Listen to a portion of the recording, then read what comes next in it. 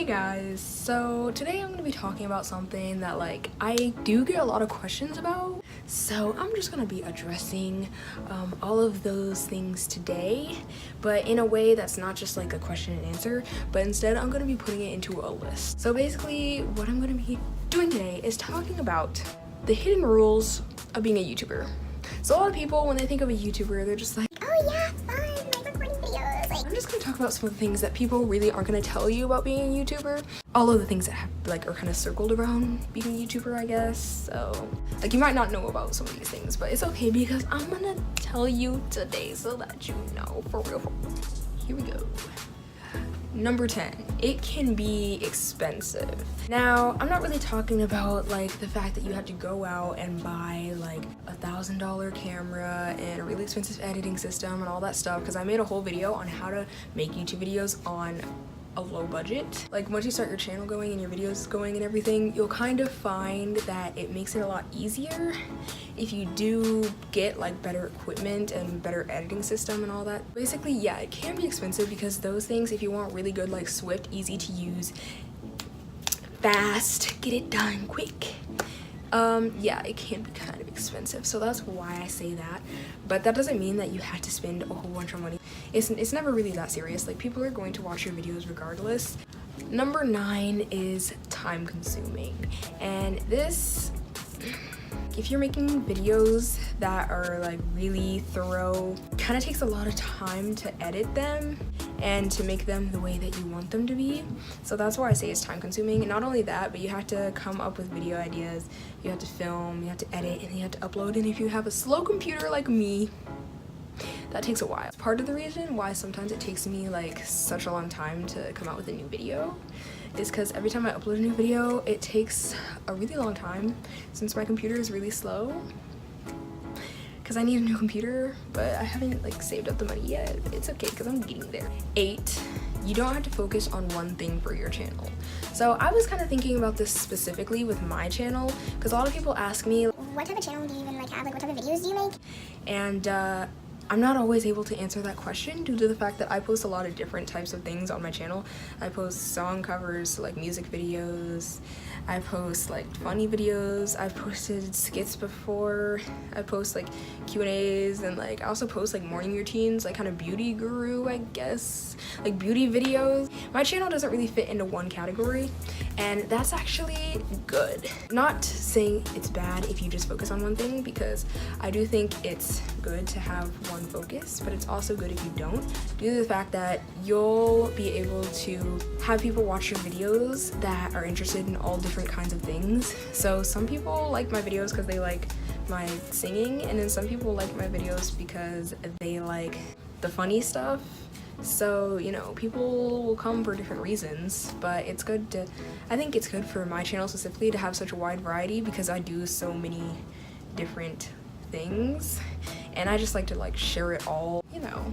Somebody might want to see a video about somebody being addicted to fidget spinners, you never know.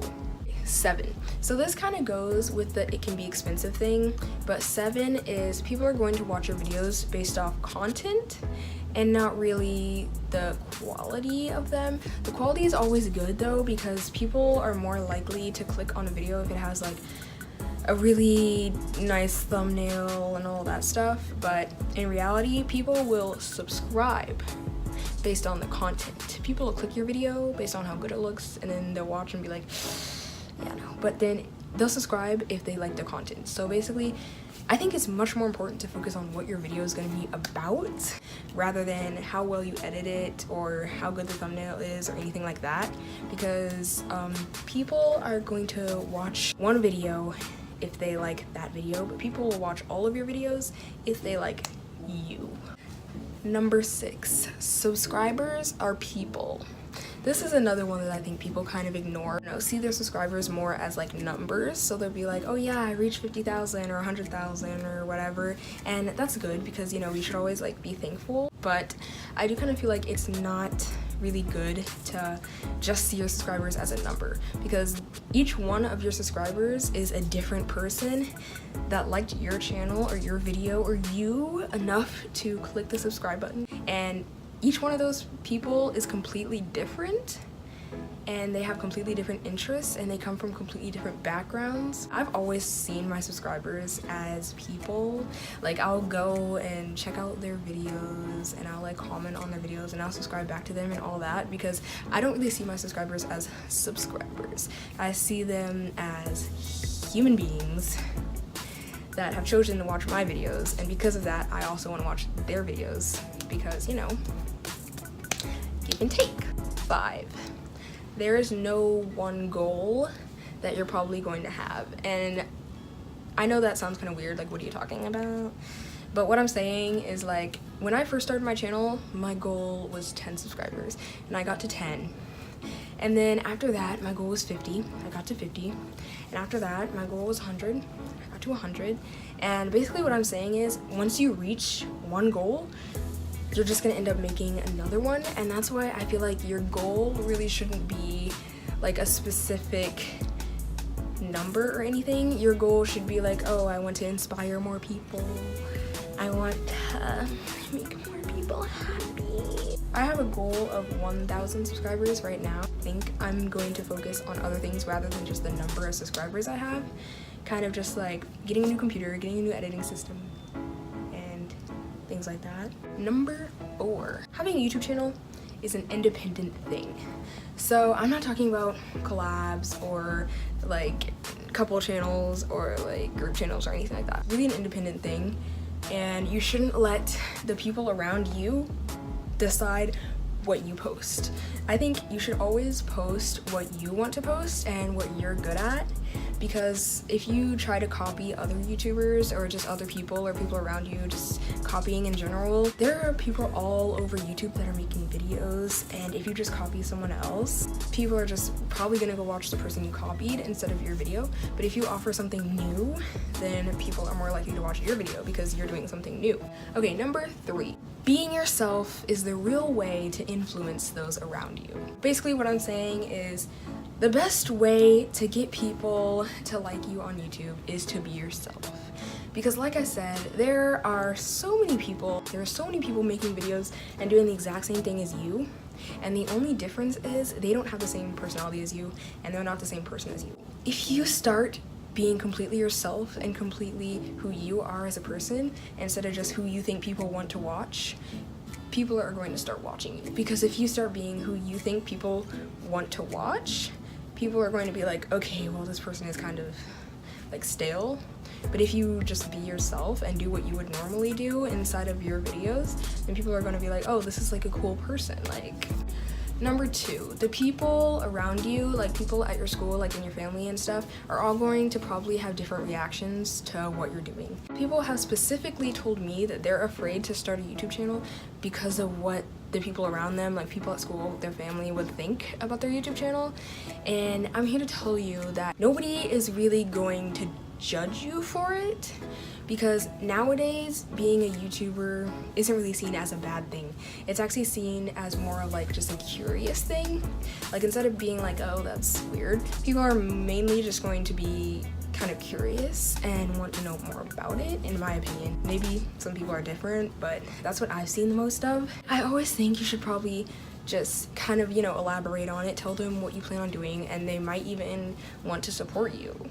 Because there are some people that when I started my YouTube channel, I was like, they are gonna think this is weird, I'm not gonna tell them about it. But sis, I mean, like, once I told them about it, they were like, oh, well, that's pretty cool. And they actually, like, thought it was a chill thing, so.